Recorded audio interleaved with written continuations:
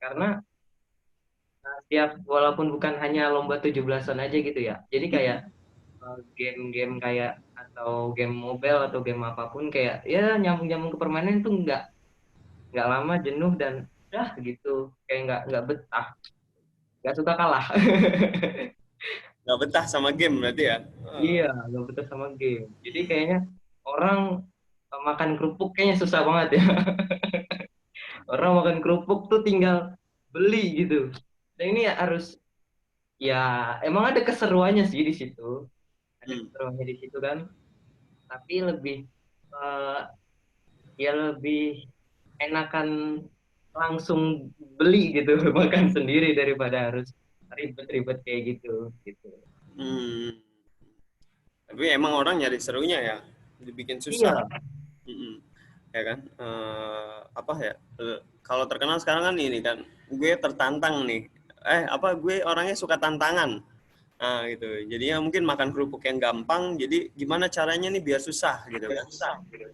Jadi hidup itu kayaknya makin di sini makin gimana caranya supaya susah gitu kan. Coba ya bayangin deh kalau kita nih. Kalengnya. Kalau kita misalnya main ke kafe gitu kan, ada yang itu bikin kopi sendiri gitu kan. Biasanya kalau ke warteg gitu kan kita dibikinin langsung jadi gitu kan, ke warkop. Nah, tapi kalau mahal gitu kan ada yang ngegulain sendiri ya kan. Ada nah ini kan nyusahin sendiri gitu kan. Jadi bukannya makin mudah malah nyusahin sendiri gitu kan. Nah, ini pemikiran pribadi aja ya. Dan memang ada enaknya gitu kan, hidup susah gitu. Mungkin udah terlalu lama hidup senang jadinya susah gitu kan. Jadi nyari yang susah gitu kan. Masya Allah. Kalau Kak Kiki nih, Masya Allah nih. Gimana kalau kalau biasanya nih yang paling berkesan nih di momen kemerdekaan nih, di ulang tahun kemerdekaan Indonesia?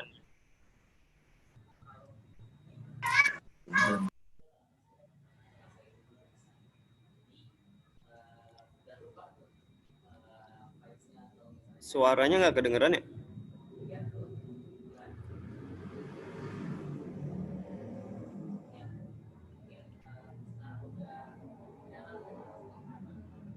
Dia nggak kedengeran suaranya.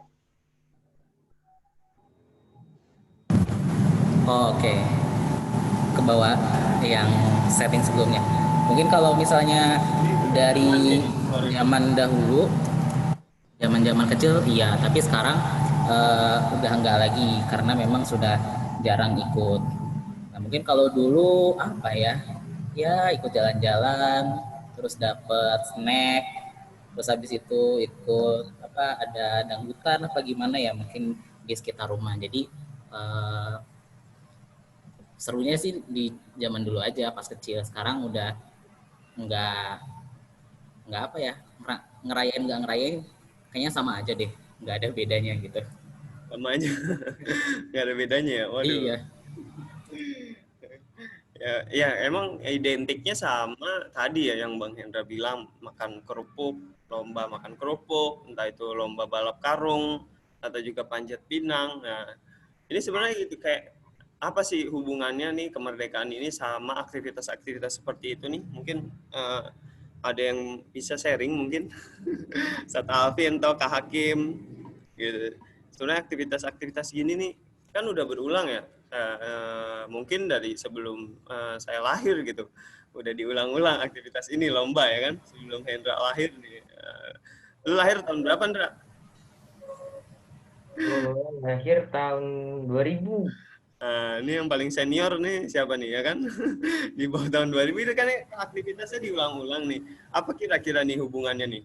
Ya kan sama apa momen ulang tahun kemerdekaannya negeri kita nih. Kalau dari Kak Hakim gimana? Iya, eh, kalau misalnya itu kan sebenarnya bentuk aja ya. Jadi itu kan tradisi yang memang udah lama, yang kita juga nggak tahu itu idenya siapa yang mencetuskan itu kayak gitu-gituan yang balap karung, kemudian ada ya peringatan hal-hal karena itu kan semuanya sama, lihat aja ke polanya, jenis lombanya, satu Indonesia sama, bisa seragam gitu ya. Nah itu kita nggak tahu, itu mungkin kan bentuk bentuk dari apa ya, rasa bahagia dari masyarakat bentuknya. Walaupun sebenarnya rasa bahagia, rasa bersyukur, kalau ditanya di masyarakat kenapa sih ngelakuin itu, kan bagian dari rasa syukur, rasa penghargaan, rasa sama-sama ngerasain berjuang, ceritanya gitu ya. Kalau di pandangan masyarakat itu kan, oh kita biar kita merasa sama berjuang ketika sama kayak pahlawan dulu. Jadi kita ngadain lomba-lomba, jadi ada persaingan seolah-olah berjuang. Nah itu berlangsung sampai sekarang. Tapi kan yang kita lihat dari itu adalah efeknya dari rasa kayak selebrasi kayak gitu kan cuma sifatnya berapa hari, sebulan sampai nggak, kayaknya enggak gitu. Rasa selebrasi seolah-olah memiliki negara ini, jadi kayak selama cinta negara ini seolah-olah hanya ada di 17 Agustus saja, di satu hari di rentang itu atau di satu bulan ini. Tapi ketika di bulan lain, apakah kita punya semangat yang digor-gorkan pada bulan itu sama apa enggak? Semua kan kayak gitu, semua daerah ketika ya rasanya ya hanya selebrasi aja, rasa kayak perayaan aja, seremoni gitu yang dirasakan. Jadi ya rasanya untuk seolah-olah kayak kita ulang tahun kan ya senang-senang ya, kita nggak tahu apa ada ibroh gitu yang diambil dari perayaan itu, apa ada nilai historinya yang dibahas para pejuang. Kayaknya di era-era sekarang udah jarang ya. Apalagi kondisinya kayak gini, apakah sama ininya rasanya memiliki negara ini seperti juga rasa para pejuangnya, pengorbanannya sama gitu. Kalau misalnya emang tujuannya 17-an itu untuk mengenang para jasa pahlawan, pertanyaannya kan itu yang para veteran dihargainya udah kayak apa? Kayaknya belum. Berarti apa ya, rasa tadi selebrasi ya kan, seremonial kayak ibarat ulang tahun gitu. Makanya mungkin Kak Kiki ini bilang tadi ya, ada nggak ada kayaknya sama aja gitu ya. Nggak ada bedanya gitu. Kalau dari Ulang tahunnya jarang dirayain. Oh. Udah ada yang ngucapin belum kalau ulang tahun, Kak Kiki? Kalau ulang tahun sih jarang ya, mungkin keluarga kali ya. Ulang tahun emang jarang, tahun iya. sekali. Mungkin karena emang ya udah tinggal hidup. Nanti tinggal kalau nentuin umur kan tinggal dikurang tanggal lahir sama tahun lahir sama tahun sekarang kan di kalkulator. Kadang juga suka lupa sih umurnya berapa. Gitu. Aduh, jangan tanya Hendra, nanti takut sakit hati.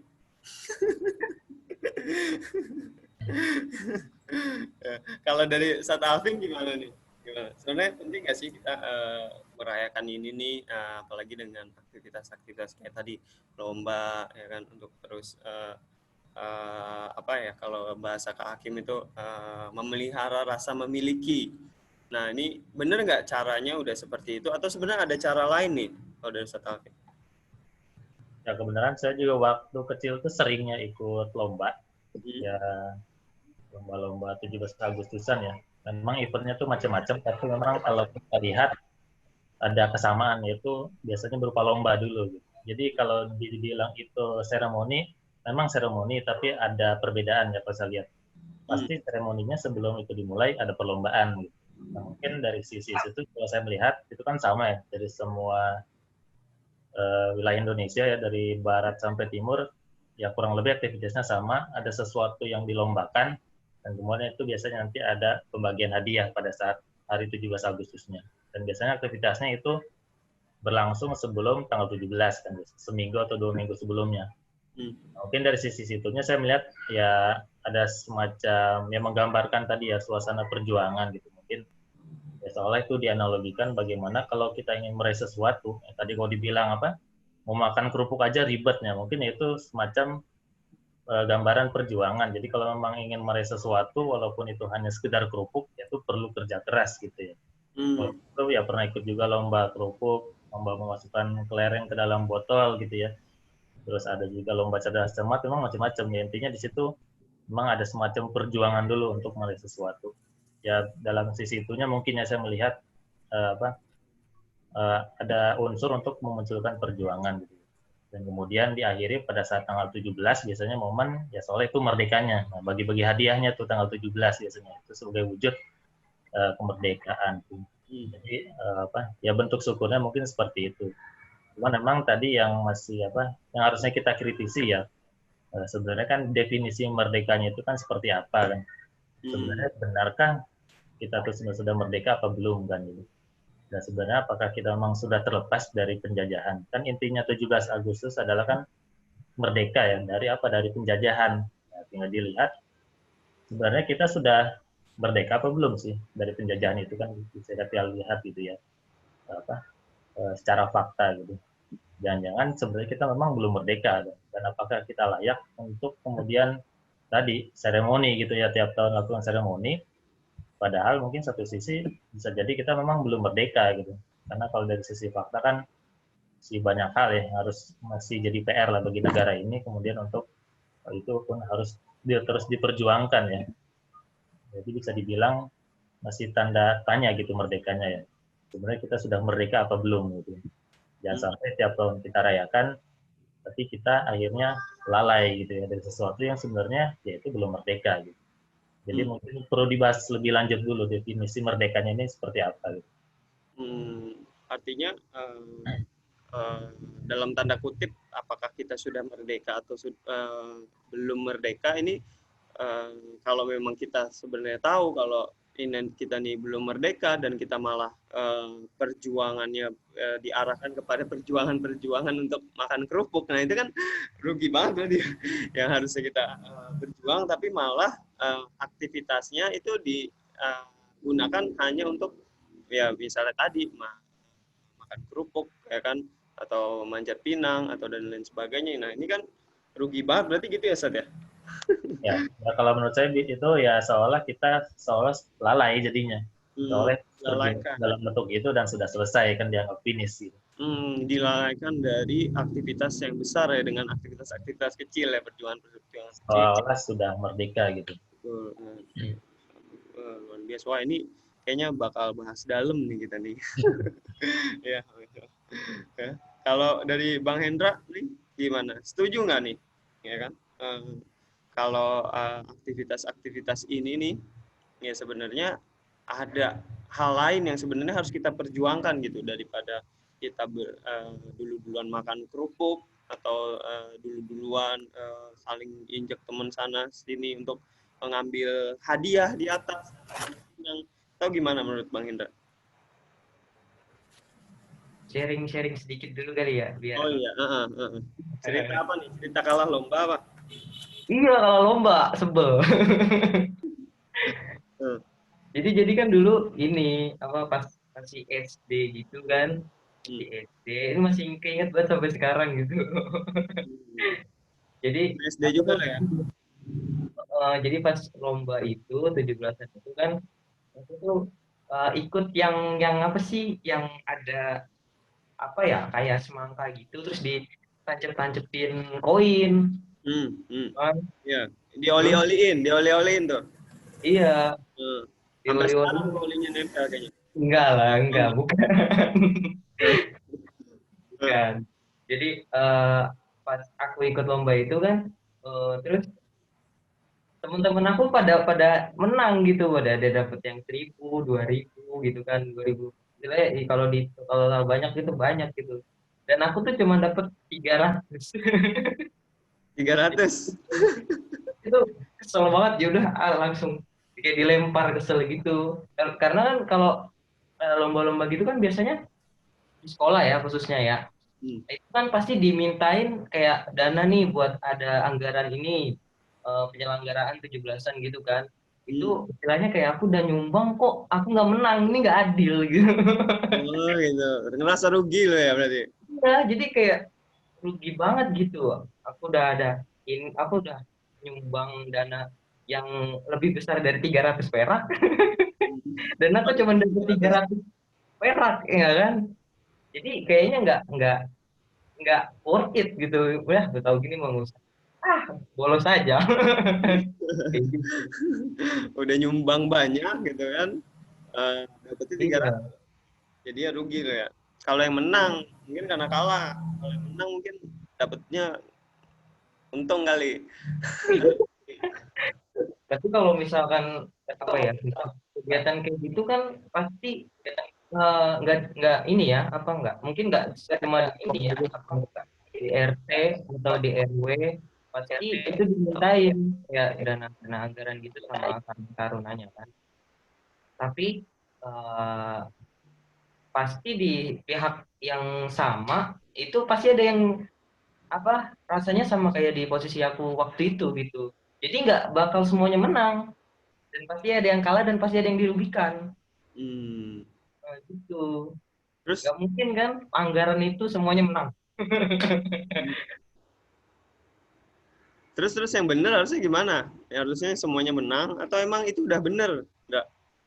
Atau emang Kalau misalkan contohnya nih ya, dari kalau misalkan kayak yang kita lihat lah, yang sering kita lihat itu kan kita dimintain sama Pak RT atau Pak RW atau sama anak-anak Karang Taruna dikumpulin, terus mm, bikin lomba, terus bikin istilahnya sama hadiah-hadiahnya gitu kan. mm, Terus setelah itu mereka ngadain lomba, ya kan, entah itu bapak-bapak, ibu-ibu, anak remaja, adik-adik kita, adik-adik kecil, mm. terus lah banyak banyak lah kalangan-kalangan itu yang begitu semangat kan ngejalanin lomba itu. Tapi kayaknya dari sisi yang eh, apa yang kita pandang itu kayaknya kok sia-sia gitu loh.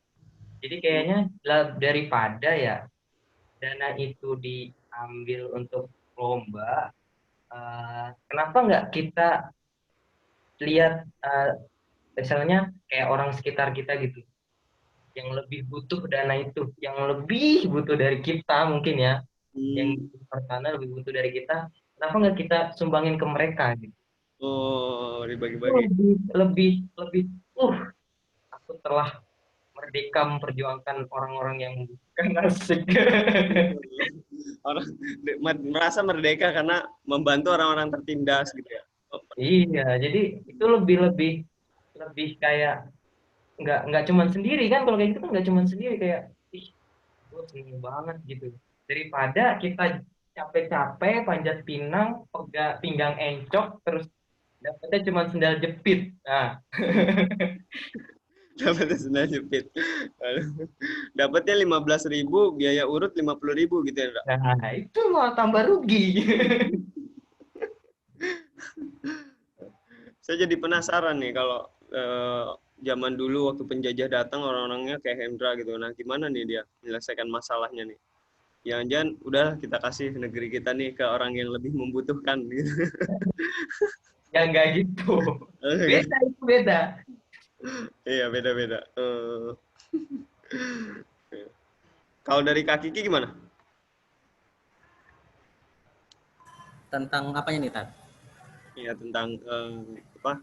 Bagaimana kita nih aktivitas kita melihara rasa kepemilikan terhadap kemerdekaan di eh, negeri ini nih, gitu. Apakah sudah benar seperti ini? Kalau kata Hendra kan harusnya ya nggak usah saling lomba gitu kan, dikumpulin aja dananya, terus kita sumbangin ke orang yang lebih membutuhkan. Nah itu jiwa lebih ngerasa merdeka tuh kalau dari Hendra nih.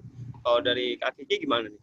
Apakah ada hal lain atau sebenarnya yang sudah kita lakukan selama bertahun-tahun ini udah benar gitu? Ya, mungkin eh, kalau untuk kemerdekaan sendiri ya, dari kalau misalnya kita lihat dari sisi mahasiswa bahwa eh, yang kayak gitu-gitu kayak lomba dan sebagainya itu memang sudah ditinggalkan tuh. Dan nanti lomba-lomba yang diadakan di RT.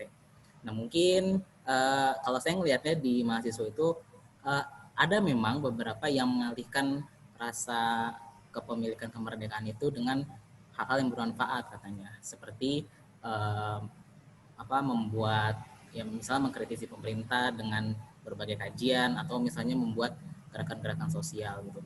Tapi ada juga memang karena memang derasnya arus teknologi dan juga banyaknya banyaknya informasi yang masuk, sehingga remaja juga sebetulnya melakukan lomba tapi dalam bentuk lain, misalnya membuat semacam video TikTok mungkin, kan sekarang lagi ramai itu, atau misalnya membuat satu hal yang dinilai trending di tengah-tengah masyarakat itu.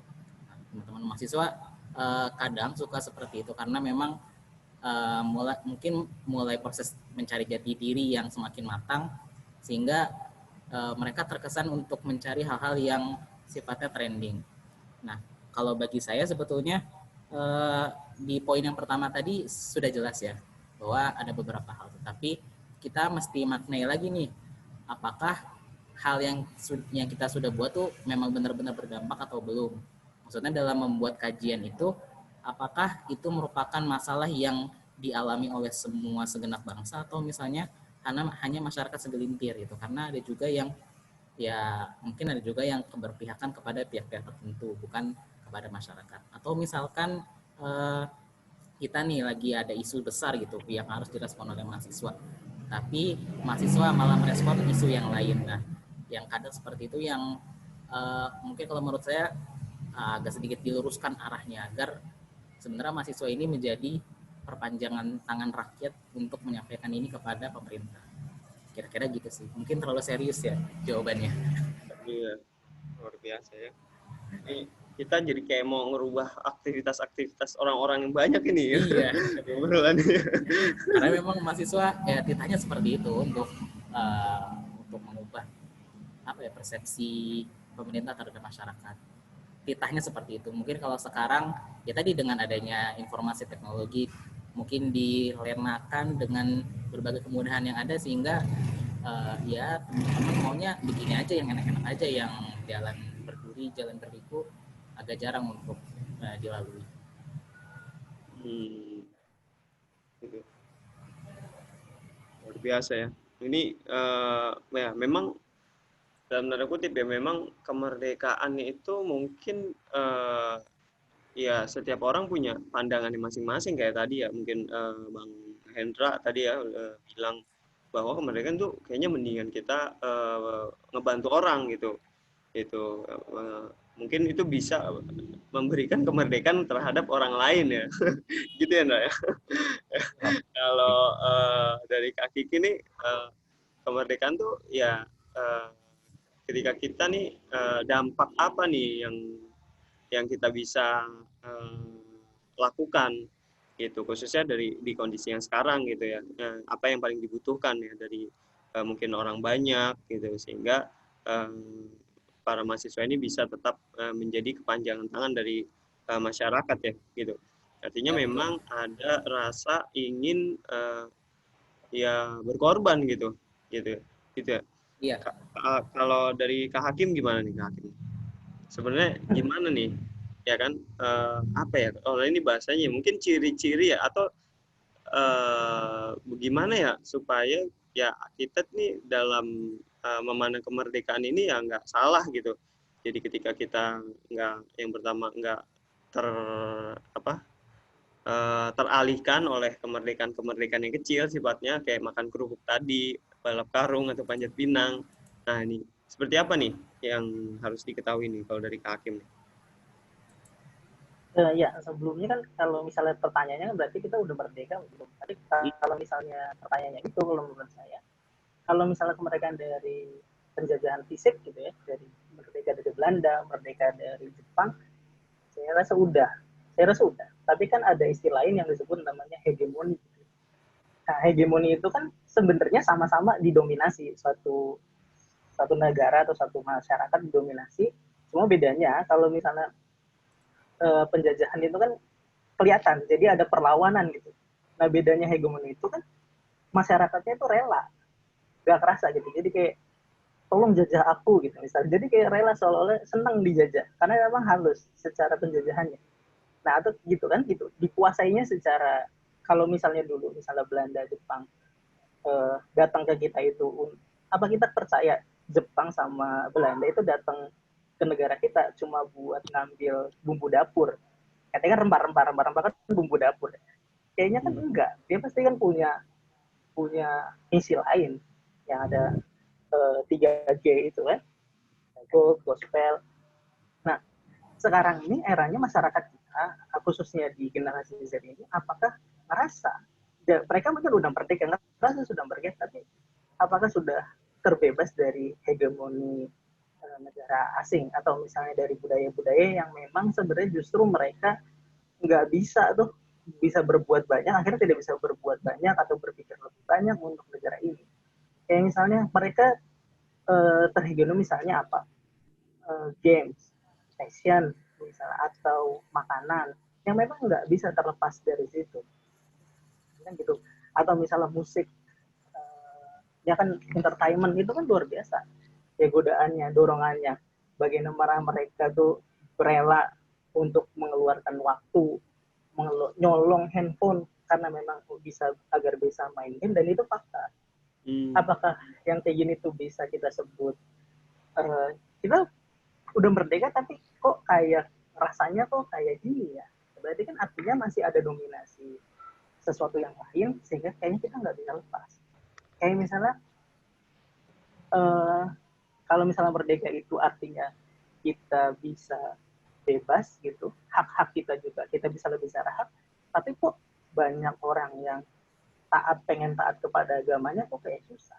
Misalnya di luar perdebatan ulama misalnya antara hijab wajib atau sunnah, itu kan tapi nggak ada bicara hijab itu apa, cadar itu misalnya haram, tapi kok kayaknya ribet banget di negara ini. Katanya kita sudah merdeka katanya, tapi kok kayaknya susah untuk taat kepada agama kita sendiri. Atau misalnya untuk baik, ya untuk baik kita buktinya kita terhegemoni itu kan kita mau baik aja susah. Contohnya kan gitu kan, kita kayak di akhir itu ada di lingkaran sesuatu yang susah untuk, ya contohnya dakwah misalnya, dakwah kebaikan. Kayaknya nggak banyak orang rame seperti misalnya kompetisi game online. Itu kan nggak serame itu.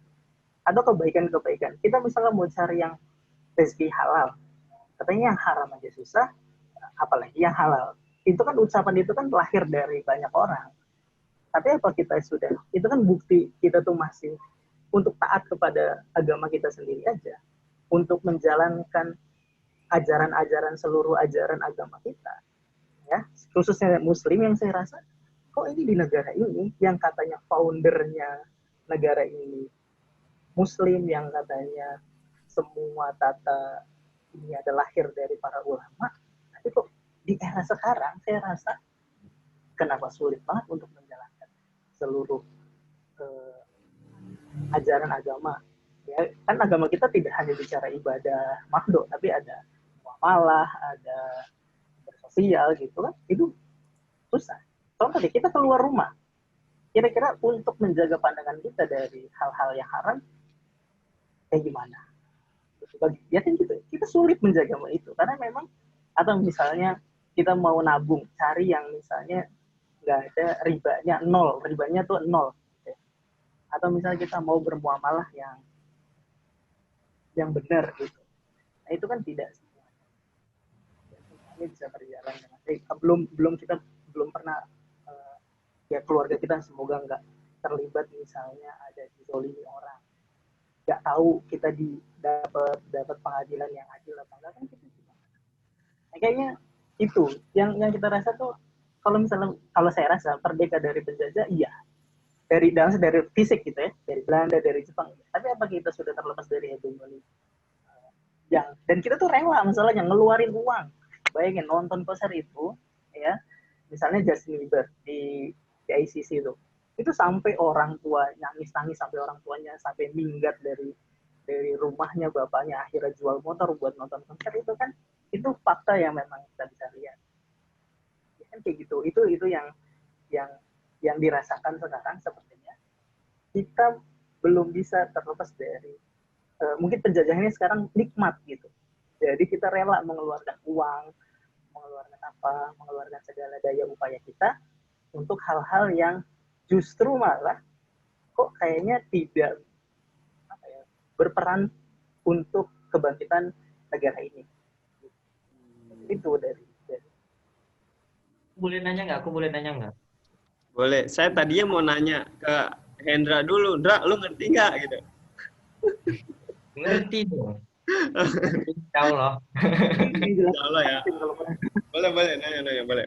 Jadi sebenarnya merdeka, merdeka nih ya, kan merdeka kita, padahal kita sendiri aja kita punya versi merdeka yang berbeda-beda gitu. Tapi Hmm. sebenarnya kalau merdeka dalam garis besar kamu, arti dari kamus besar bahasa Indonesia itu apa sih sebenarnya? Oh, nah. Guru bahasa Jadi, Indonesia. siapa nih yang bersahabat sama kamus? Ya, artinya tadi menarik gitu. Berarti ada dua gitu. Ada penjajahan secara fisik ya. Ada penjajahan ya mungkin non fisik gitu ya. Penjajahan bahasanya Hakim hegemoni ya. Waduh, berat banget nih. Maksudnya hegemoni itu kayak mungkin gaya hidup ya. Mungkin kita sebagai seorang muslim itu ngerasa bahwa kita ini berperilaku sebagai muslim itu susah gitu. Kenapa susah? Tadi kan dakwah, ada yang ngebully gitu kan, ada Allah yang nyinyir gitu kan, mau taat susah. Nah ini kita sebagai muslim yang ingin mengamalkan agama itu ada rasa tekanan gitu ya, tertekan. Walaupun nggak ada yang menekan, tapi ada rasa tekanan gitu, jadi ngerasa asing gitu. Yang lain kok saya sendirian gitu ya, gitu. Atau yang kedua orang muslim itu dia akhirnya larut gitu menjadi gaya hidup orang-orang ya bukan seharusnya muslim tapi melakukan seperti itu ya, kayak dia mengidolakan sesuatu itu kan nggak tiba-tiba dia ngefans gitu. Masa iya langsung dari bayi langsung ngefans sama Justin Bieber sama Korea, kan nggak mungkin. Tiba-tiba ada gitu, gimana cara tiba-tiba dia jadi malah begitu perilakunya, dia mencintai idolanya sedemikian rupa, fanatiknya luar biasa. Jadi itu ya mungkin penjajahan secara non fisik gitu, penjajahan gaya hidup atau pola hidup atau perilaku gitu. Jadi ada dua nih, ini menarik nih, dalam ya ternyata ya, bahwa kemerdekaan penjajahan itu ada dua jenis. Mungkin secara fisik, iya mungkin kita udah nggak lagi sama Jepang, nggak lagi sama Belanda, tapi secara gaya hidup mungkin masih ada mereka di tengah-tengah kita, dan itu masih mempengaruhi kita sebagai seorang muslim. Luar biasa nih. Gimana, ada yang mau jawab nggak pertanyaannya Hendra nih? Udah ada yang buka contekan belum? Saya boleh deh. Nah, lagi kalau dari Sat Alvin gimana nih Sat, kita sebagai seorang muslim itu sebenarnya kemerdekaan itu seperti apa nih Sat? Ya, ini kan topiknya sebenarnya membahas kemerdekaan. Jadi sebenarnya hal yang paling mendasar itu kan kita harusnya punya kesepakatan dulu definisi merdekanya itu, baru nanti kita lebih enak untuk pembahasan lebih lanjutnya. Tanya nih Hendra nih. Nah, memang bisa jadi banyak versi ya merdeka. Jadi kalau ini saya mengacu di webnya KBBI, Kamus Besar Bahasa Indonesia ya. Nah, jadi merdeka itu bebas dari penghambaan dan penjajahan. Terus di sini ada contohnya ya, berdiri sendiri sejak proklamasi 17 Agustus. Jadi ya kalau mengacu kepada KBBI, ya merdeka itu bebas dari penghambaan atau penjajahan. Dan di sini dicontohkan Indonesia sudah berdiri sendiri sejak 17 Agustus 45. Nah, jadi kalau kita mengacu pada ini, ya definisi merdeka kan artinya bebas dari penjajahan. Nah, tinggal ada lagi yang masih menjadi PR kan. Penjajahan sendiri itu apa sih definisinya? Dan mengacu lagi pada KBBI lagi nih. Jadi proses menjajah itu adalah menguasai ya, proses menjajah, perbuatan menjajah. Menjajah sendiri artinya menguasai suatu daerah atau mengambil sumber daya dari daerah yang dijajah. Itu kan definisi dari jajah ya. Jadi kan itu ada dua PR di definisi merdeka, yaitu bebas dari penjajahan. Kemudian kita terjemahkan lagi definisi penjajahan itu apa. Jadi jajah itu kan menguasai. Berarti kalau bebas dari penjajahan, berarti bebas dari penguasaan. Penguasaan di suatu daerah, dan penguasaan di daerah itu bisa jadi orang yang dikuasai, daerahnya dikuasai, plus biasanya kan orang dikuasai, daerah dikuasai buat apa? Ya, pasti untuk diambil kan sumber dayanya. Itu jadi tiga faktor yang dikuasai, orangnya, daerahnya, dan sumber dayanya di situ. Nah, jadi harusnya kita nih di momen kemerdekaan harus mengevaluasi kembali dari definisi di KBBI tersebut. Nah, benar nggak sih kita sudah terbebas dari penjajahan, atau ya tadi kita sudah merdeka kan? Nah, jadi kalau saya melihat atau mengacu pada kamus besar tadi, definisi merdeka dan definisi dari penjajahan itu, ya kita bisa lihat faktanya kan.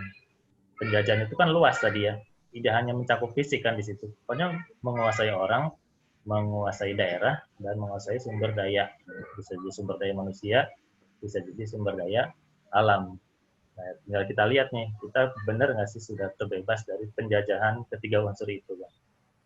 Nah, mungkin ya kalau kita lihat kan bisa lihat ya bagaimana kita ini dari sisi sumber daya alam ya terutama kan masih dikuasai oleh asing kan. Oke lah dari sisi penjajahan fisik ya, artinya penguasaan terhadap orang kita sudah terlepas lah secara fisik gitu ya. Kemudian tapi ya dari sisi sumber daya alam bagaimana gitu kan.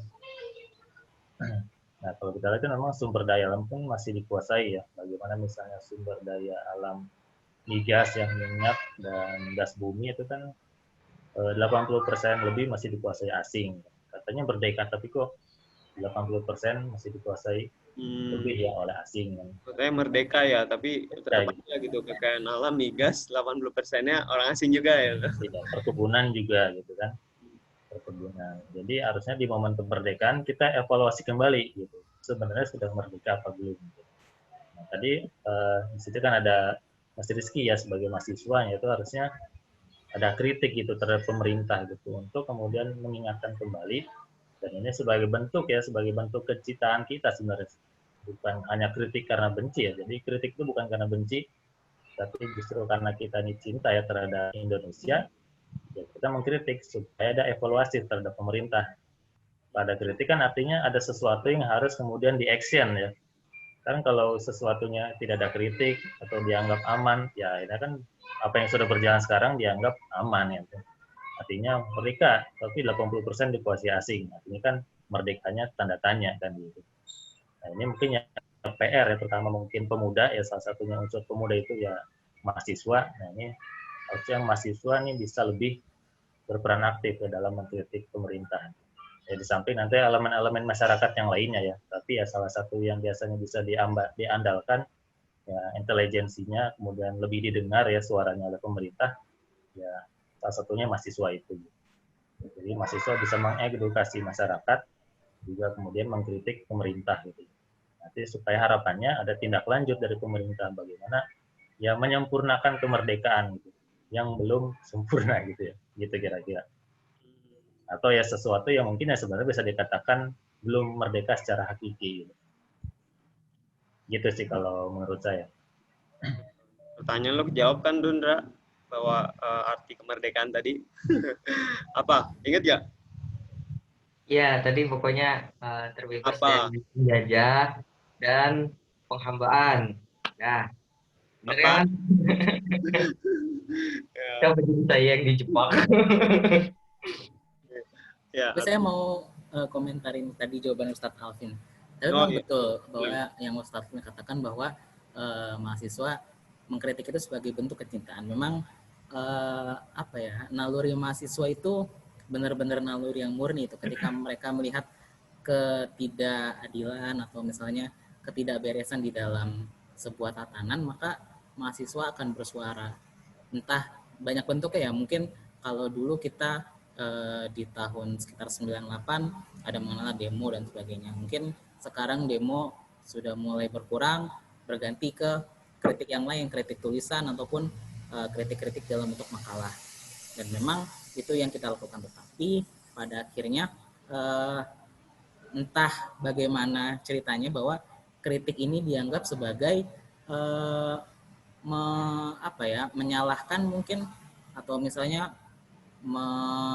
menyudutkan si orang yang dikritik ini siapapun orang yang dikritik ya mungkin dari pimpinan perguruan tinggi ataupun misalnya pemerintah dan sebagainya sehingga kritik dari mahasiswa ini sering dianggap sebagai ancaman bagi mereka dan nggak jarang juga orang yang ketika dikritik tiba-tiba dipanggil dan sebagainya entah diskors atau di apa jadi ketika kita ingin memperjuangkan kebaikan ketika kita ingin memperjuangkan kemerdekaan yang hakiki pasti ada banyak jalannya, dan kemungkinan nggak akan mudah sih, pasti ada jalan-jalan yang berliku.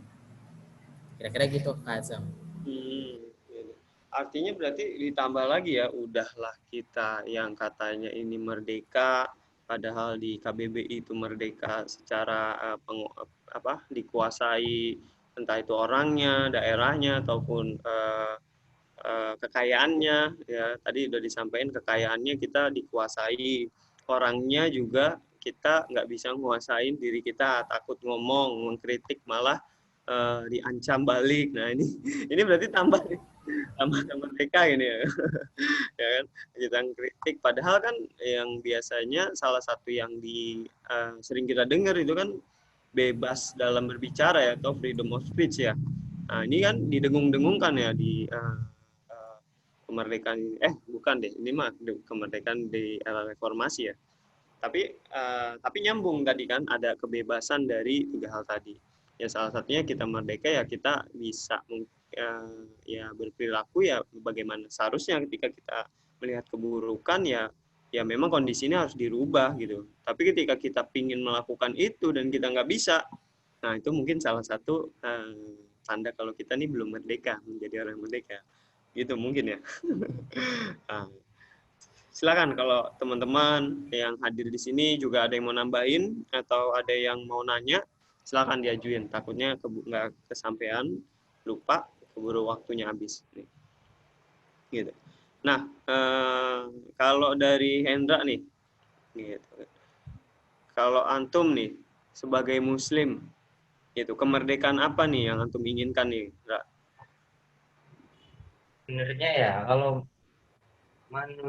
tadi kan misalkan merdeka itu artinya kayak kebebasan kan, sebenarnya kan manusia itu nggak bisa sebebas-bebasnya ya.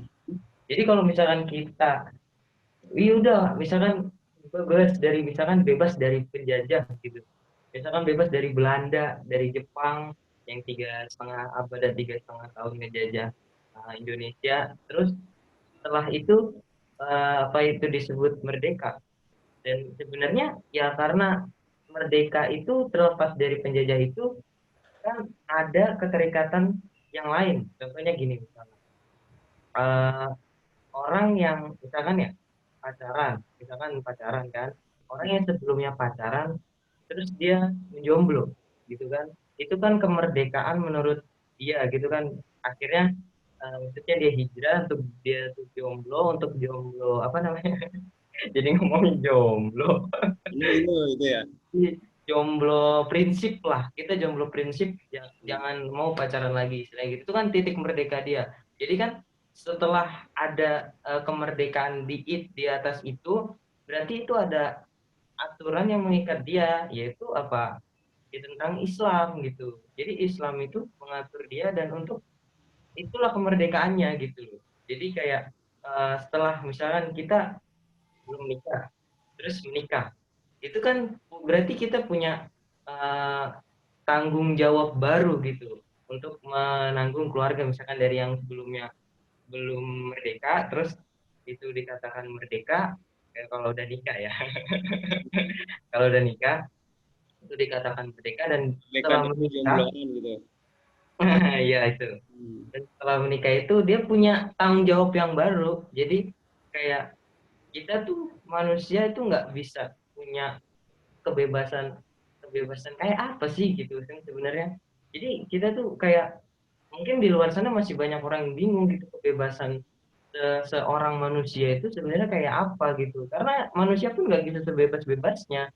Kalau manusia bisa sebebas-bebasnya mungkin hancur dunia ini kali ya, kayak gitu mungkin, kayak gitu. Jadi karena kita kan punya apa ya, kalau misalkan di itu tuh punya gurija tadayun gitu, fitrah manusia yang bisa apa hadir untuk menyucikan kepada sesuatu gitu. Jadi kayak apakah kalau misalkan kita dari jomblo terus ke pacaran itu disebut merdeka juga gitu kan? Itu kan kayak ini kan udah dikasih tahu garis besar nih nggak boleh, tapi tetap dilakuin. apakah itu merdeka kan enggak gitu. Karena makanya standarnya seorang muslim itu merdeka ketika kita bisa taat ya, bisa taat dengan tenang tanpa adanya gangguan. Itu merdeka banget. Taat dengan tenang tanpa adanya gangguan. Oh. Nah, ini nih menarik nih kan. Taat ya, memiliki kosakata taat nih gitu. Kenapa nih kita sebagai seorang muslim tuh ya nggak banyak gitu memahami bahwa kemerdekaan kita ya ketika kita bisa taat tanpa gangguan. Sementara dalam kondisi kita tadi disampaikan Kak Hakim itu kan beda banget ya. Ketika kita taat kita ngerasa asing gitu kan, atau mungkin hanya perasaan aja, tapi kayaknya teman-teman sharing-sharing pengalaman banyak yang ngerasain juga gitu kan. Atau kita ketika mau sholat dulu di awal-awal, saya nih dulu kalau mau sholat nih malu-malu gitu, aneh kan. Kenapa? Karena mungkin di tengah lingkungan teman-teman yang nggak sholat, akhirnya ketika kita mau sholat tuh malu, ada rasa malu gitu, saya sholat nih malu, padahal kan harusnya nggak ada rasa itu, nggak ada perasaan itu. Kenapa itu perasaan itu muncul? Karena mungkin terkungkung tadi ya di lingkungan yang memang ya nggak kondusif gitu. Artinya kalau mungkin kita sebagai seorang muslim, kita berarti kita perlu yang namanya tadi lingkungan yang kondusif gitu. Salah satu yang dibilang sama Ustadz Alvin bahwa kemerdekaan itu salah satunya ya wilayah itu, ya berarti kita sebagai seorang muslim harus ada itu yang namanya wilayah gitu, supaya kita dalam beribadah itu bisa kondusif gitu. Contohnya itu baru satu, sholat, belum yang lain-lain, apalagi dakwah yang lebih ekstrim, yang lebih berat ya. Nah, nah kalau dari Kak Hakim gimana nih? Ada tambahan lagi nggak? Ngomongin kemerdekaan, apalagi kita sebagai seorang muslim tuh, kalau tadi bahasanya Hendra nih, ya kemerdekaan kita sebagai muslim itu ketika kita tak bisa beritaat dengan tenang tanpa ada gangguan. Setuju nggak? Iya, nambahin sedikit. Jadi kalau tadi kan kemerdekaan itu sangat kental dengan kaitannya dengan kebebasan, dengan akan biasa gitu ya. Ya isunya tuh deretnya itu. Nah sebenarnya kalau banyak orang itu mengaitkan dengan tentang hak asasi, kemerdekaan atau kebebasan. Nah sebenarnya kan kita itu tidak akan dimanapun tidak akan bisa bebas sebenarnya kan gitu. Kita tuh cuma berpindah dari satu aturan ke aturan lain, atau ya kan misalnya dari misalnya terlepas dari satu pasti akan nanti terhubung pada situasi yang lain sebenarnya, dan kita nggak akan bisa bebas secara seutuhnya. Nah kita sebenarnya yang disebut merdeka menurut saya, kita itu tahu tujuan penciptaan kita itu apa ketika kita sadar tujuan penciptaan kita itu apa. Karena ketika kita tahu dan kita melaksanakan tujuan penciptaan kita, sehingga segala aktivitas kita tuh sesuai dengan fitrah-fitrah kita. Nah, kalau sesuai dengan fitrah kita, kira-kira bermasalah dengan tubuh, pikiran, segala sesuatunya kan sih enggak. Karena kan sesuai dengan default kita gitu, dengan template kita diciptain seharusnya seperti apa.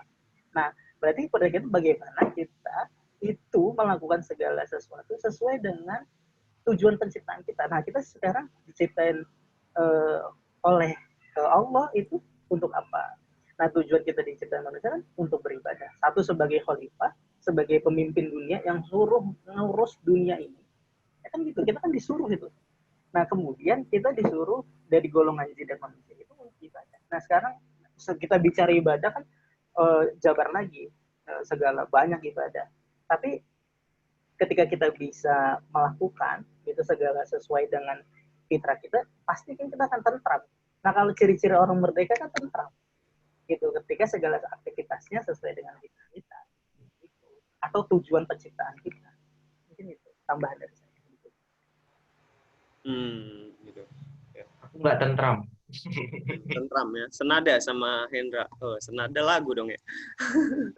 Maksudnya, artinya ya memang ketika kita berpikir bahwa kita sebagai seorang muslim, kapan sih seorang itu dikatakan seorang muslim? Tentunya ketika orang itu bersahadat, kita bersaksi bahwa Allah nih yang menciptakan kita gitu. Ya kan, Allah menciptakan kita, Allah mengirim kita ke dunia gitu. Sehingga ya harusnya kita nanya ini apa tujuan Allah menciptakan kita di dunia gitu. Nah, ternyata kita nih diciptakan untuk mengatur dunia nih ya dengan aturan Allah gitu ya, untuk menjadi khalifah tadi ya, sehingga kita ketika menjalankan itu bisa menjalankan itu dengan tenang dan tentram. Nah itulah yang namanya kemerdekaan gitu ya kira-kira ya. Waduh mantap ini. Kalau contoh-contoh orang yang merdeka gitu, misalnya ketika orang itu udah punya mindset seperti ini, dan seperti apa kira-kira dia menjalankan kehidupannya, gimana, ada nggak kira-kira contohnya dari Ustadz Alvin? Eh, Kalau menurut definisi Islam ya, terus terang saya juga belum tahu ya definisi Islam itu merdeka itu konteksnya seperti apa ya. Jadi kalau tadi kan menurut KBBI ya, tadi dalam konteks kebangsaan gitu ya merdeka. Tapi kalau dalam Islam ini merdeka, kalau saya tahu kan merdeka ini biasanya disematkan pada istilah memerdekakan budak gitu ya. Memerdekakan budak, di mana budak itu kan biasanya hasil dari peperangan ya, di mana wanita dan anak-anak kecil itu kemudian jadi budak ya, diambil oleh orang yang kelompok yang memenangkan perang gitu. Hal ini misalkan kaum muslimin gitu ya berperang, kemudian ada budak, wanita-wanita dan anak kecil itu jadi budak gitu ya. Nah, budak ini nanti kan kemudian terikat dengan tuannya ya. Jadi harus menurut kemauan tuannya. Satu sisi Islam juga harus berbuat baik, yang menuntut kita berbuat baik pada budak. Walaupun budak itu terikat, dia kan tidak merdeka ya. Jadi kalau dari sisi Islam, ya budak pun sebenarnya bukan sesuatu yang hina juga ya. Bahkan ya ada dalil dalam Quran mengatakan ya lebih baik kamu menikahi budak yang hitam tapi Muslim ya, daripada kamu menikahi wanita yang cantik gitu tapi dia kafir, kan ibaratnya seperti itu. Jadi sebenarnya saya agak bingung juga pembahasan merdeka di sini. Ya kalau di dalam pembahasan Islam setahu saya itu adalah kan pembebasan terhadap budak ya, di mana definisi budak adalah tadi. Jadi Jadi kalau mau disematkan kita sebagai Muslim, bagaimana menjalani merdeka tadi gitu ya, itu agak bingung nih definisi merdekanya apakah yang mana gitu. Karena kita bukan dalam posisi sebagai budak gitu. Karena yang setahu saya dalam konteks Islam istilah merdeka itu kan disematkan pada budak gitu ya. Jadi budak yang merdeka dia kemudian bebas terhadap tuannya gitu. Dari tuannya dia sudah tidak terikat lagi. Tapi baik dia budak maupun bukan budak, ya selama dia bisa menjalankan hukum Islam, bisa menjalankan ibadah, ya itu tidak ada masalah gitu ya, status mau budak maupun bukan budak gitu. Intinya dia selama menghamba, mengabdi kepada Sang Pencipta yaitu Allah kan gitu. Nah ini kita mau sepakat dulu nggak definisi merdekanya nih mau yang mana nih? Kan ada juga contoh ini ketika kaum muslimin saat itu perang melawan Persia, dan mereka ditanya tuh apa yang kau bawa gitu kan. Salah satu utusannya dia mengatakan kami datang, kurang lebih ya redaksinya tepatnya seperti apa kurang hafal, kami datang untuk membebaskan dari penghambaan kepada sesama manusia menjadi penghambaan kepada Allah. Nah ini kan menarik juga nih. Ini kan contoh-contoh para sahabat yang mungkin ada gitu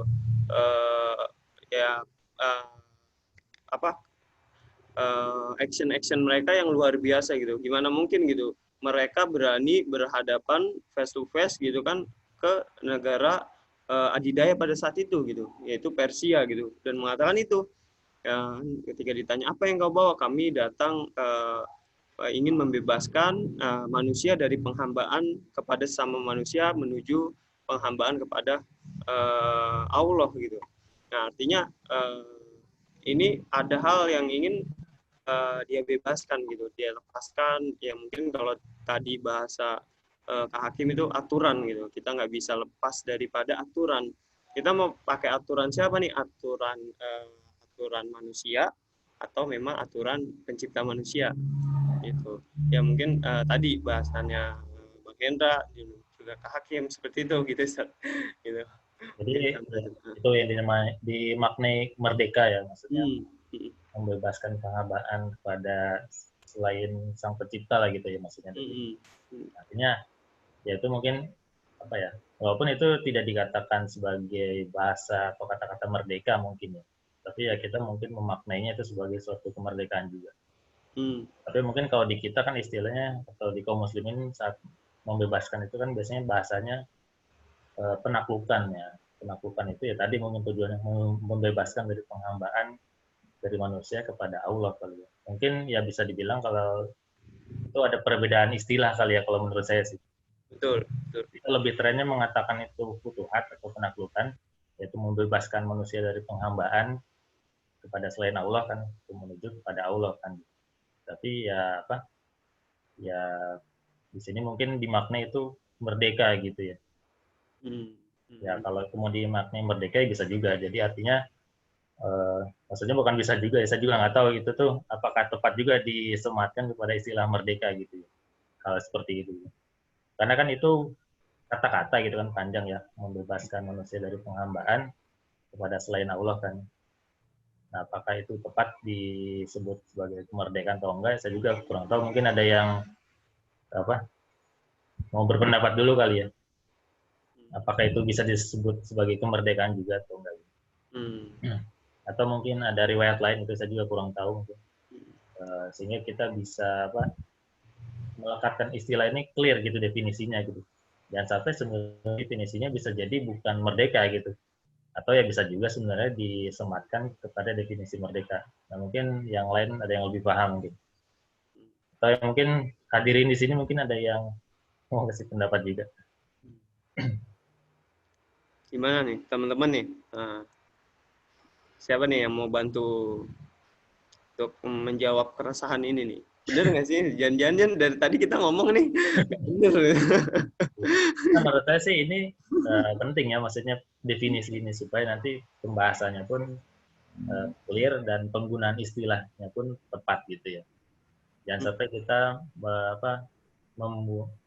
menggunakan istilah itu tidak tepat dengan konteksnya gitu. Gimana? Ustaz Hakim Atau mau bikin definisi sendiri gitu.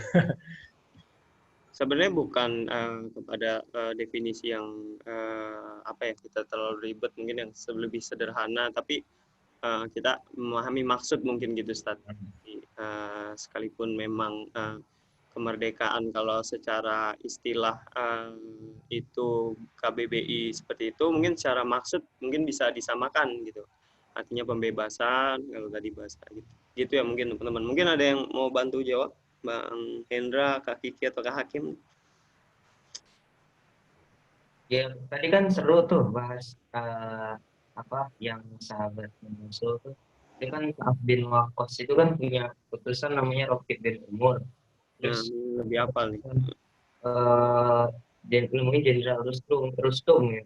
Jadi kayak Allah tuh telah memutuskan dan mendatangkan kami dan mengeluarkan siapapun saja yang menghambakan dirinya kepada manusia gitu. Dari penghambaan diri kepada manusia terus menghambakan diri itu kepada Allah gitu, kepada satu pencipta Allah Subhanahu wa taala ya kan. Karena kalau misalkan dari pembahasan yang tadi kita bahas itu kan merdeka itu kan kebebasan dari penjajahan dan penghambaan gitu. Sedangkan tadi yang dibahas sama Kang Hakim itu kan kita nggak bisa kayak orang yang sebebas-bebasnya gitu. Kalau kita misalkan bebas dari keterikatan yang lama, berarti kita ketemu lagi sama keterikatan yang baru. Nah, dan sebelum tadi kan juga kayak keterikatan yang baru itu, nah ini gitu, yang keterikatan yang dimaksud saat bin Waqqas sama Jenderal Rustumnya ini, kita punya kemerdekaan yang benar-benar taat sama Allah gitu. Artinya gini mungkin ya apa? Mungkin kalau definisi penjajah tadi siapa gitu subjek penjajahnya dan objeknya gitu. Nah mungkin kita lebih sekarang subjeknya gitu, siapa sih yang paling layak menjajah gitu kan, siapa yang paling layak mengatur, menguasai diri manusia, menguasai wilayah manusia dan mengatur atau menguasai kekayaan alam ya, di daerah tersebut gitu kan. Kalau misalnya mungkin kita lepas daripada Jepang gitu kan, dari itu ternyata kita dari diatur oleh Jepang, dikuasai oleh Jepang, atau tanda kutip dijajah oleh Jepang, kita lepas dari Jepang ternyata masih ada yang mengatur kita gitu. Orang lain juga ya kan, yang berubah hanya sosok penjajahnya gitu. Nah, sebenarnya siapa nih kalau kita sebagai seorang muslim, siapa nih yang paling layak, kalau bahasa kasarnya menjajah ya kan, kalau bahasa halusnya mungkin menguasai diri kita, menguasai daerah kita, dan juga menguasai atau mengatur ya kan, menguasai kan punya kewenangan ya, bahasanya punya kewenangan untuk mengatur gitu, dan kekayaan alam. Nah, mungkin ini masuk nih sama yang tadi kisah siapa namanya, Indra? Sa'ad bin, Hah? Sa'ad bin Waqqas. Sa'ad bin Waqqas. Nah, itu ngirim utusan ya. Nah, yang dimaksud gitu ya, penjajahan terhadap sesama hamba terhadap manusia, menjadi membebaskan supaya penjajahan atau penghambaan manusia kepada Allah. Nah, artinya ini bicara subjek siapa yang paling layak menjajah gitu. Gitu. Silakan, mungkin ada yang mau nambahin. Jadi serius banget ini nih. Nggak ada sesi lawak-lawak gitu ya. Ada iklan dulu, iklan. Bisa nambahin teman-teman juga. Ya santai aja ya. Di sini kan nggak ada dosennya Kak Kiki ya, nggak ada yang nonton kan ya. Paling di Alhamdulillah nggak ada. doang gitu kan. Ya apa-apa lah, sekali-kali sih, belum pernah Masih nih. praktek tapi nggak. Hmm. Hmm. Gitu ya. Ya, silakan juga teman-teman, ada yang mau nambahin, ada yang mau ngasih masukan, tambah atau pertanyaan juga silakan ya. Nah, ini diskusi mulai menentukan ini nih, ya kan? Sudah menemukan titik buntu. Sepertinya harus ada pahlawan yang datang ke tengah-tengah kita nih. Sosok seperti apakah Ya, dia? Gimana Kak Akib? ya kalau sedikit paling ya. Jadi kalau tadi pertanyaannya siapa yang berhak yang ngejajah, mungkin kalau siapa yang berhak ngejajah kayaknya ini banget ya. Kalau ngejajah karena konotasinya negatif ya. Konotasinya negatif. Tapi kalau ngejajah itu artinya itu mengambil alih apa segala macam, berarti kan orang yang paling paham dengan kita, atau orang yang misalnya orang yang pengen ngatur kita, ya berarti orang yang paling ngerti dengan ciptaan kan, berarti kan pencipta gitu. Nah, berarti kan kalau misalnya kita mau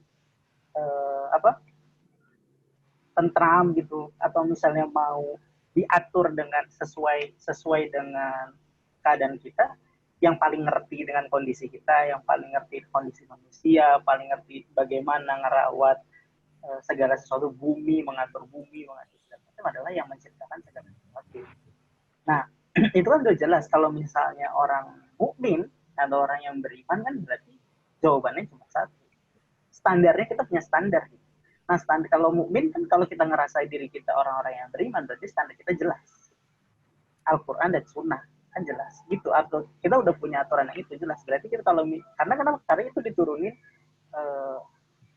dari Allah, diturunkan melalui Rasul, kita dengan perantara malaikat. Hadisnya juga begitu, sama udah dicontohin oleh para Rasul, oleh para sahabat. Itu loh udah jelas jadi template kita sebenarnya, bagaimana Allah itu, karena kita orang beriman, cara ngatur sebagai manusia. Kan nggak mungkin Nabi itu diturunin cuma buat ngatur ibadah makhluk. Kalau misalnya cuma Nabi itu diturunkan untuk cuma ngatur perkara ibadah makhluk, Nabi diturunkannya nggak 63 tahun, 2 semester cukup gitu kayaknya. Kalau cuma gitu kan nggak perlu lama-lama 63 tahun. Itu kalau cuma perkara ibadah. Ya kan ibadah memang nggak perlu gitu kan, karena banyak. Nah, sehingga kan kita juga sebagai seorang mukmin, sebenarnya kita itu tidak bebas, ya kan? Gitu.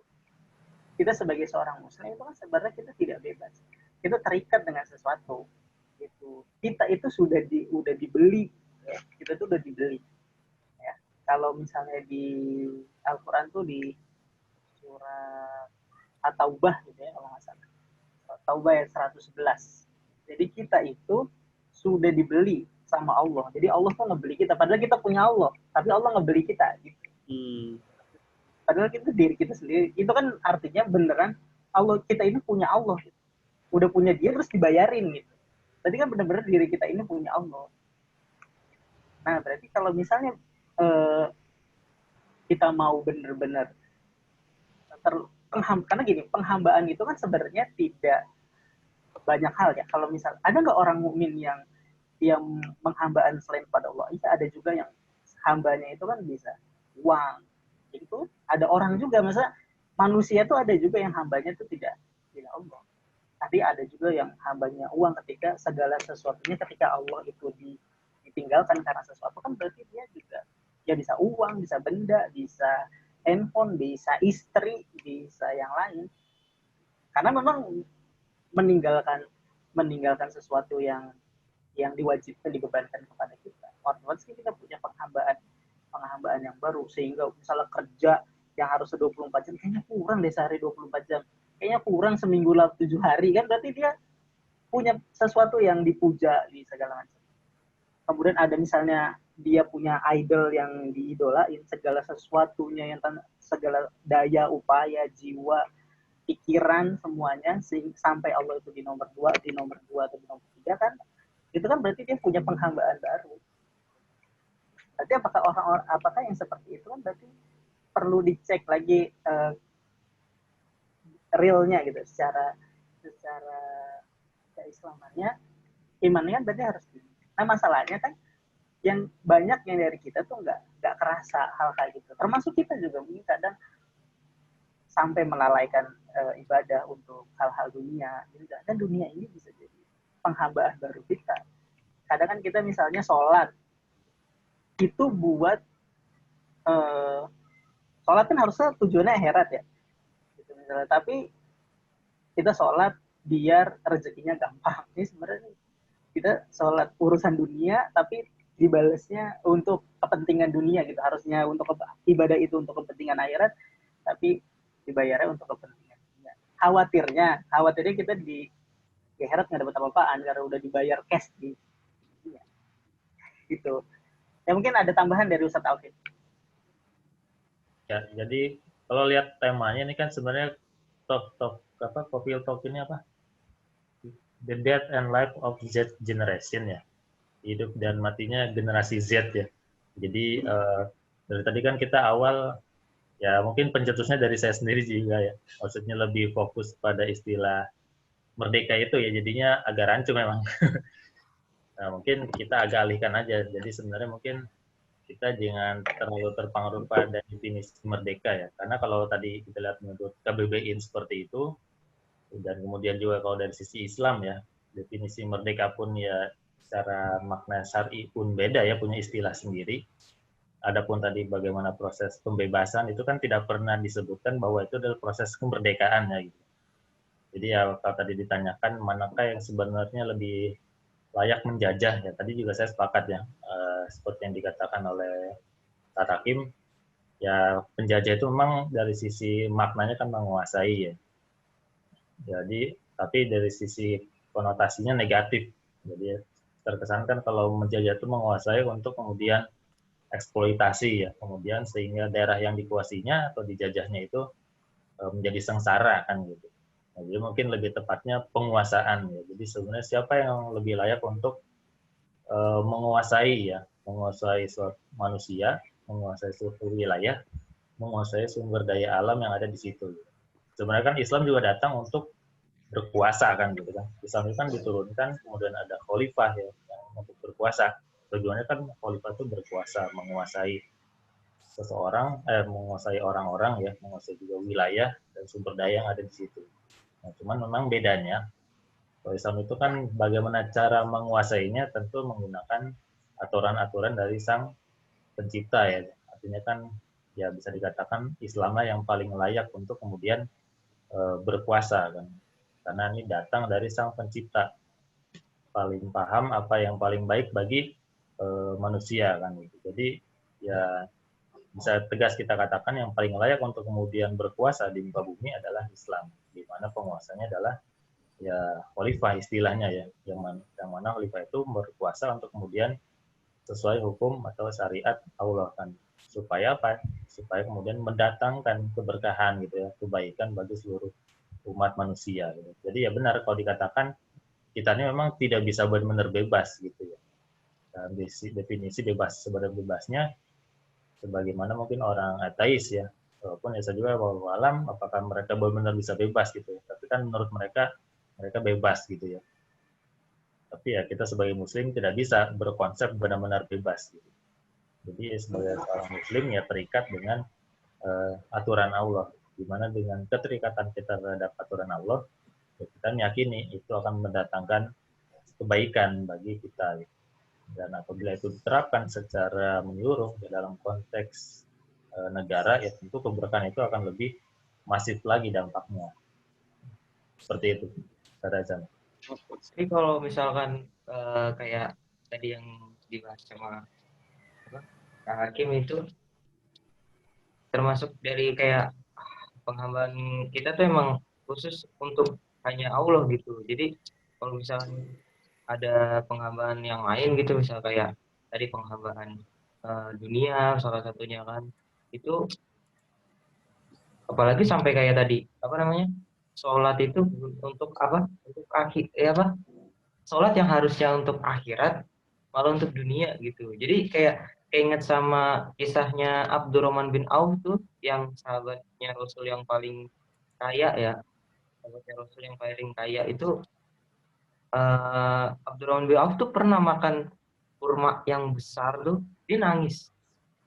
Dia nangis terus kayak makan kurma yang besar ini apakah kayak nikmat ini yang selama ini dia minta apa selama dia lakukan di dunia ini atau balasannya kurma ini gitu. Jangan sampai nanti kayak pas di akhirat terus nggak ada gitu balasannya gitu. Udah capek-capek di dunia, ternyata udah dibalas di dunia semua. Di akhirat habis, nggak ada. Jadi kayak penghambaan kita tuh emang terkhususkan hanya untuk Allah aja gitu. Jadi kayak mungkin dari apa kita tuh mungkin mereka maksudnya orang lain ya yang lihat kita mungkin itu nggak bebas gitu kayak terikat sama harus sholat atau apa kayak harus puasa ini itu. Tapi kalau misalnya kita ngelihat eh, mungkin temen ya temen ada temen aku juga punya temen yang ateis juga.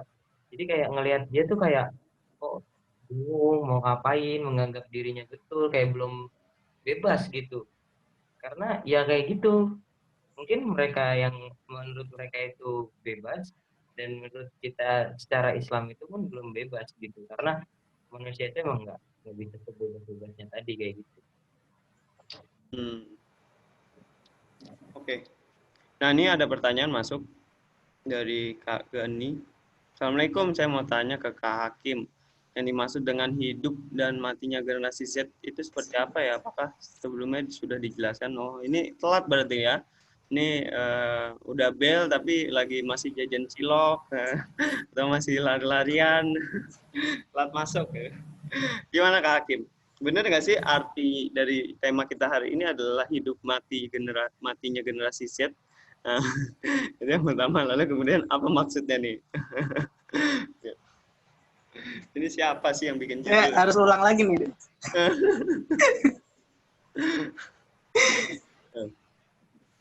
Ya, sebenarnya gini. Saya harus refresh ini yang tadi. Ya kalau sebenarnya gini, kalau hidup dan mati kayaknya mungkin lebih tepatnya karena momentumnya Agustus kan berarti emang membangkitkan lah. Itu lebih artinya kebangkitan. Lebih tepatnya definisinya kayak bukan hidup dan mati, kayaknya gimana gitu kalau hidup mati kayaknya kebangkitan atau membangkitkan. Kayak lagi ngikutin gitu ya? Iya kayaknya kayak di jurang gitu terusnya kalau mau selamat bayar gitu. Tapi kalau mau bangkit, yang tadi kita harus benar-benar sekarang generasi kan mungkin ada beberapa generasi muda yang jadi apa? Suaranya jadi sumber.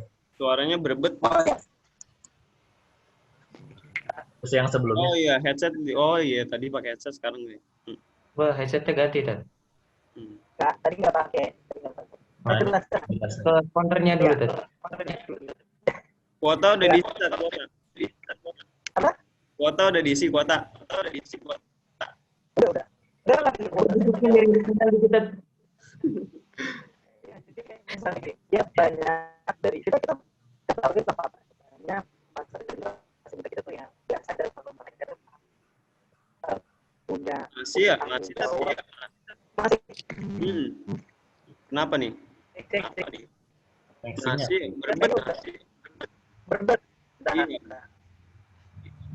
Coba mikrofonnya mati, terus nyalain lagi. Ini suara saya kok mantul juga ya? Tes satu. Nah, ini kayaknya nge-lag nih. Nge-freak. Koneksinya kayaknya sih. Freeze ya. Wah, siapa nih? Ini sambil nunggu normal. Gimana Kak Hakim? Aman? Dah, banyak ya. Masih nih kayaknya. Kayaknya servernya Enggak.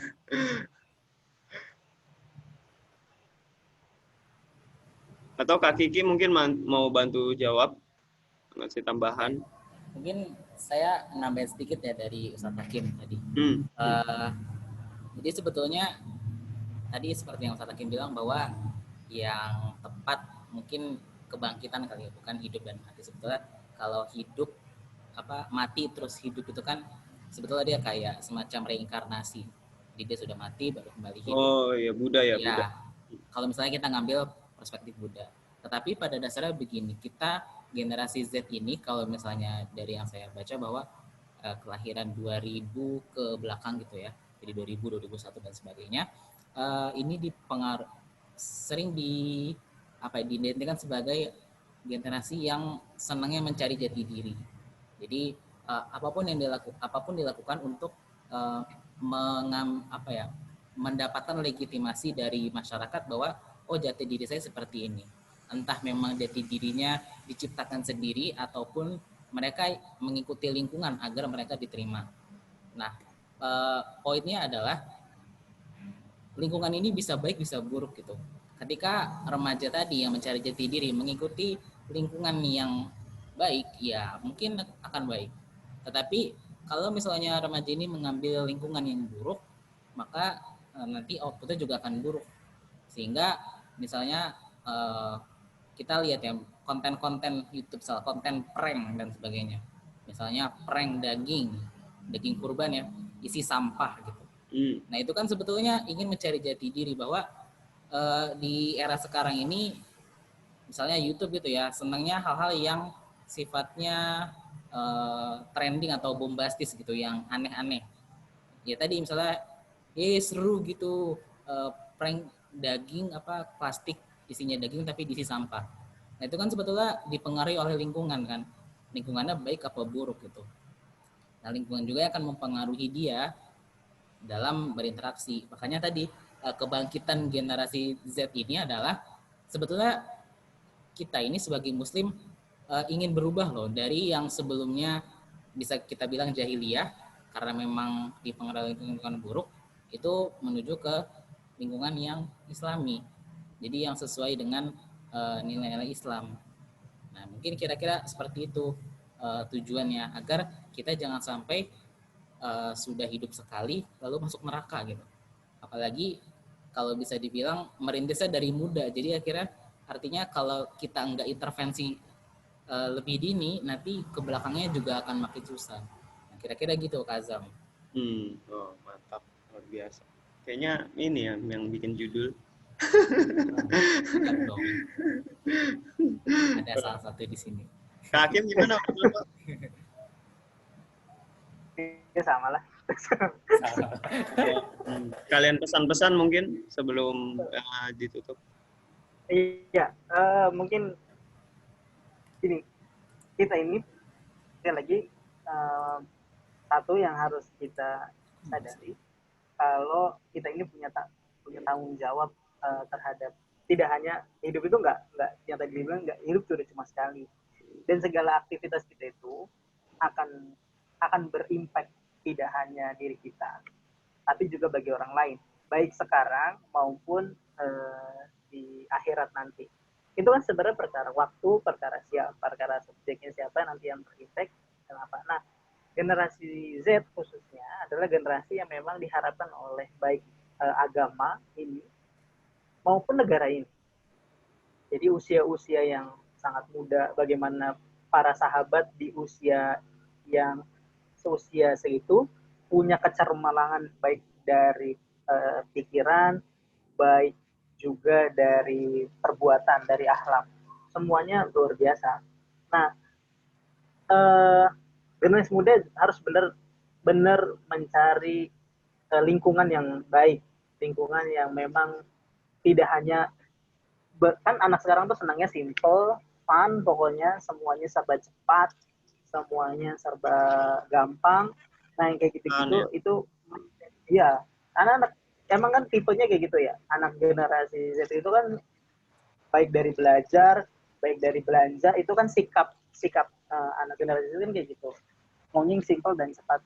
Nah itu bagaimana kita harus bercermin di usia-usia yang pada saat generasi Z sekarang itu zaman-zaman para sahabat, zaman-zaman para ulama itu udah bisa menghasilkan apa, kan gitu, udah bisa menaklukkan apa, udah bisa ketika zaman Rasul ada yang usianya baru belasan tahun udah jadi panglima perang, ngurusin banyak orang, dan itu semuanya tuh sahabat-sahabat besar. Ada juga ada yang dibebankan kecerdasan. Ketika saya kan juga generasi Z di Indonesia banyak yang cerdas-cerdas, diamanahin kecerdasan yang luar biasa. Tapi bagaimana kecerdasan itu bisa berguna, bisa juga berguna untuk agama ini dan negara ini. Impact-nya buat apa? Untuk kita sendiri dan untuk orang tua nanti. Tidak mungkin tidak di dunia, tapi seenggaknya ketika itu kita bisa optimalkan dengan baik, bisa mungkin saya manggilnya karena saya guru ya, tadi anak-anak saya itu yang usia segitu tuh semuanya murid-murid saya, itu bisa bermanfaat kelak buat kalian, buat juga minimal tidak hanya di dunia maupun juga di akhirat. Ingat kita itu punya kehidupan lain, tidak hanya di dunia tapi juga ada sesuatu hal yang nanti kita akan pertanggungjawabkan di akhirat. Khawatirnya lupa anak zaman sekarang tuh hidup terus gitu, masih muda. Ya, luar biasa ya. Jadi memang ya kita nih harus sadar gitu bahwa diri kita nih ya kan masih muda nih ya sedang mencari jati diri, ya gimana caranya nih bahwa ketika kita menemukan jati diri itu lalu kita punya yang namanya ya konsisten dalam menjalani apa yang kita yakini. Dan tentu ketika kita mendapatkannya tadi ya diperlukan lingkungan, nggak bisa sendiri karena itu sangat berpengaruh ya. Yang ada kita malah merasa tertekan, ngerasa berbeda, ngerasa asing, dan akhirnya kita malah jadinya minder. Makanya kita perlu yang namanya lingkungan. Dari generasi Z-nya nih mungkin Hendra, senyum dong Hendra. Gimana, ada pesan-pesan? Ya, sebenarnya sedih sih kalau ngelihat generasi Z yang mungkin sepantaran aku kali ya. Kayak mereka itu apa ya, sibuk sama dunia maya, kayak sosmed lah. Dan sosmednya isinya pun nggak, aduh parah. Kadang suka bingung ya, kita yang udah kayaknya udah berjuang mati-matian gitu buat apa namanya, buat dakwah gitu, maksudnya nggak di offline ataupun di sosmed, udah mati-matian dakwah gitu, dan yang trending tuh yang aneh-aneh, nggak di YouTube, di Instagram, Twitter atau yang lain, di sosmed yang lainnya tuh, bahkan kayak guru-guru kita yang ustadz-ustadz ya, maka bahkan masyhur ya, kayak Ustadz Umar Buta, Ustadz Abdul Somad, itu kan ulama-ulama yang masyhur, itu pun nggak trending gitu. Kenapa ya? Kenapa jadi kayak eh, sosmed itu kayak lebih milih yang aneh terus viral daripada yang benar-benar bermanfaat gitu. Kayak gitu. Jadi kalau bisa nasihat juga ya, apalagi buat saya sendiri juga. Jadi kayak mudah-mudahan diri kita tuh benar-benar sadar gitu. Walaupun kita di sosmed gitu, itu benar-benar dimanfaatkan untuk yang bermanfaat gitu. Jangan sampai nanti kita udah punya banyak follower atau subscriber, itu bisa nggak bermanfaat untuk mereka gitu. Dan sangat merugikan lah, apalagi kalau udah yang influencer-influencer yang besar kan. Tuh, bahkan influencer yang besar itu bisa mendorong untuk menggerak berubahnya subscriber atau followernya itu untuk menjadi lebih baik kalau misalkan influencer itu bisa lebih baik juga gitu. Ya. Artinya memang potensi-potensinya ya dijadikan sebagai sarana ya, untuk menjadikan kondisi ini ya memang harus diperbaiki gitu. Ya entah itu follower dia ataupun di sekitar dia tadi banyak ya. Kalau dari Ustadz Alvin gimana? Ada pesan-pesan mungkin?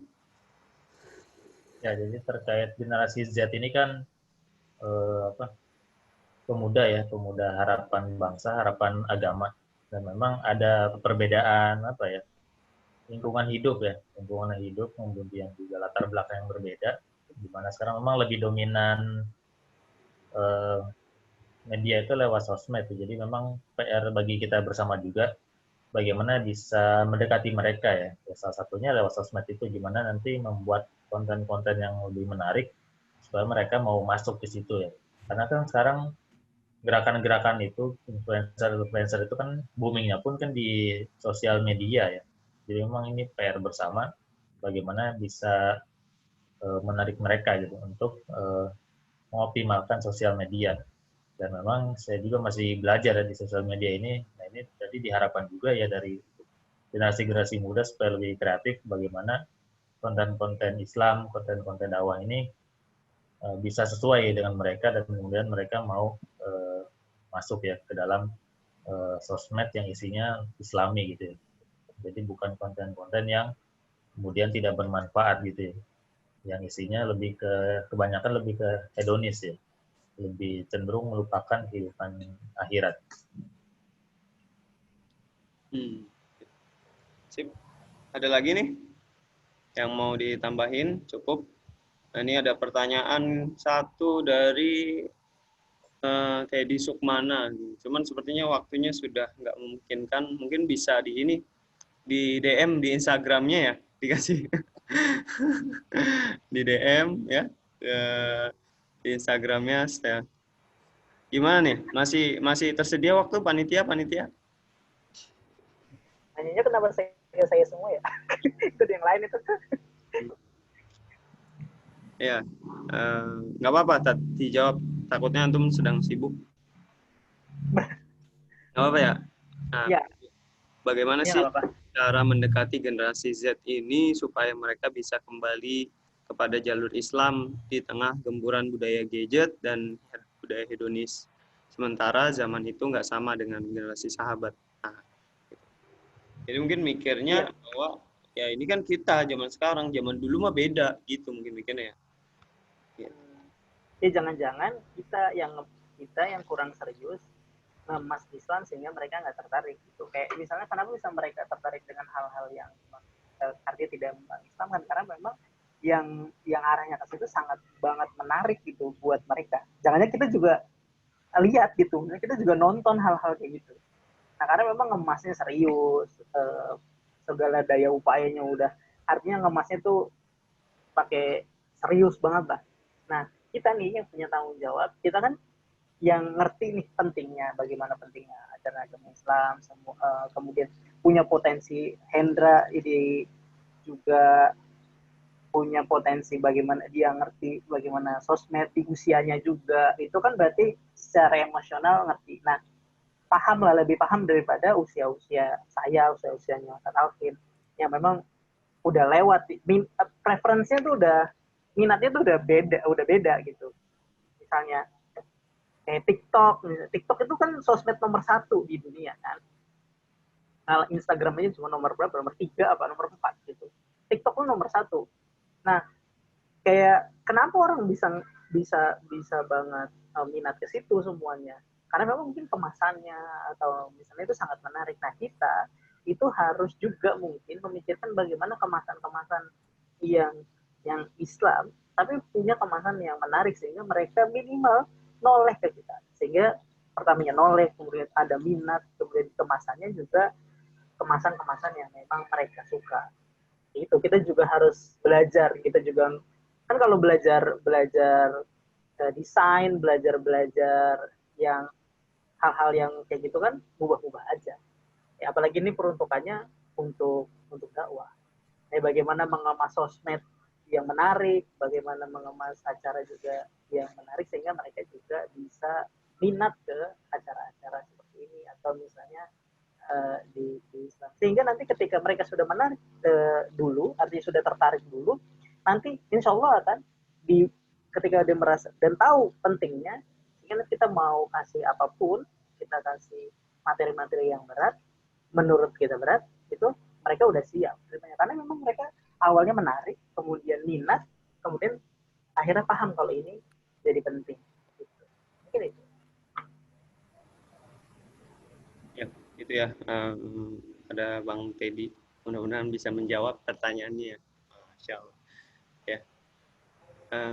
Berarti udah tahu jawabannya, tinggal ngedekatin ya nih, PDKT. Nah, kan? Gimana PDKT sama istri? Mungkin nggak bisa diterapin gitu. Gitu. Masya Allah, nggak kerasa nih kita sudah di penghujung acara, banyak banget yang udah kita obrolin, bicara bahwa bangkitnya generasi Z, yang mana banyak yang menaruh harapan ya, bagaimana dia menjadi harapan bangsa, menjadi harapan dari agama. Nah ini ya, maka mudah-mudahan teman-teman di generasi Z jangan salah. Tadi ya dibilang Kak Kiki, jangan sampai salah itu mendapatkan jati diri. Gitu. Bagaimana caranya? Ya, lingkungan sangat berpengaruh. Gitu. Ketika kita hadir di lingkungan yang nggak kondusif, nah, itu siap-siap aja kita secara besar akan terdampak untuk ikutan juga nggak positif. Gitu. Karena jujur saya nih produk lingkungan, gitu kan. Mungkin teman-teman di sini ada Alvin, ada Hendra itu juga produk lingkungan gitu kan. Ketika kita memilih lingkungan yang positif, maka itu hasilnya positif juga. Nah hari ini mungkin teman-teman dari generasi Z itu melihat bahwa kita nih sama-sama merayakan kemerdekaan gitu. Kita udah kupas dalam, ya kan sebenarnya ya nggak harus itu yang dilakukan. Ada banyak aktivitas yang jauh lebih bermanfaat daripada aktivitas tersebut. Gitu. Apalagi bicara kemerdekaan, bicara kita juga penjajahan. Nah, kalau ngomongin jati diri siapa nih yang paling layak ya kan menguasai kita ya kan sebagai manusia, menguasai wilayah kita ya kan, menguasai bumi bahkan dan seluruh isinya itu tentu yang menciptakan kita yaitu Allah Subhanahu wa taala. Maka teman-teman yang dimuliakan Allah, yuk sama-sama kita ketika sadar bahwa yang pertama kita ini hidup dari Allah Subhanahu wa taala dan kita milik Allah dan kita juga akan kembali kepada Allah, maka bersama-sama kita bersatu ya, ada yang bahu membahu ya. Kalau kita sadar tapi sendiri-sendiri, nah itu akan lemah. Tapi ketika kita bersatu nanti insya Allah banyak ya manfaat-manfaat yang bisa kita berikan kepada bangsa dan juga kepada agama ini. Itu mungkin mudah-mudahan bermanfaat. Kurang lebihnya mohon maaf. Kita ketemu lagi di Coffee Talk 2 pekan selanjutnya. Kalau ada yang salah mungkin itu kekeliruan saya. Oh ya, kita belum baca ayat ya.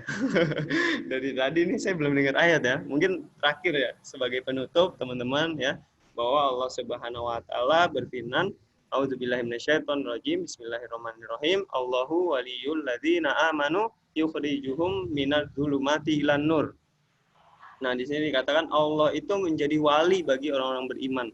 Tenang aja, ketika kita beriman kepada Allah dan Rasulnya, Allah menjadi wali kita. Ketika Allah menjadi wali kita, insya Allah tenang. Gitu. Dan Allah akan mengeluarkan kita dari kegelapan keluar kepada cahaya. Gitu. Sementara ya kan orang kafir itu sebaliknya, gitu. Mengeluarkan dari cahaya menuju kegelapan. Maka kesimpulannya adalah ketika kita beriman kepada Allah, menjalankan seluruh perintahnya, insya Allah Allah akan memberikan kita kemerdekaan, ya tentunya kehidupan mulia bersama syariat.